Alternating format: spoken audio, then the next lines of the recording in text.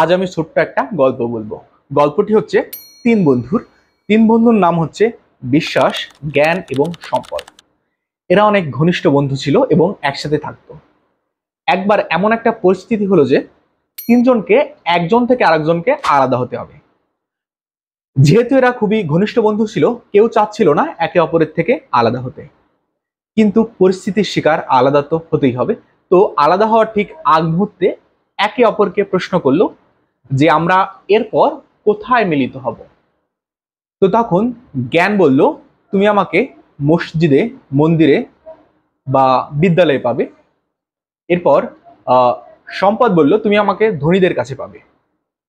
কিন্তু বিশ্বাস কিচ্ছু বলল না, বিশ্বাস চুপ ছিল। এরপর বিশ্বাসকে জ্ঞান এবং সম্পদ জিজ্ঞেস করলো, তুমি চুপ কেন?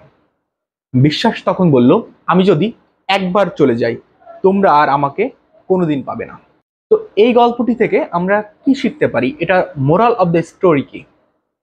তো এটার মোরাল অফ দ্য স্টোরি হচ্ছে, জ্ঞান এবং সম্পদ একবার চলে গেলেও সেটাকে আবার পাওয়া যায়, কিন্তু বিশ্বাস যদি একবার উঠে যায় সেটাকে আর কোনোদিনও পাওয়া যায় না।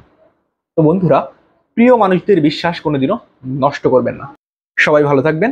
ধন্যবাদ সবাইকে।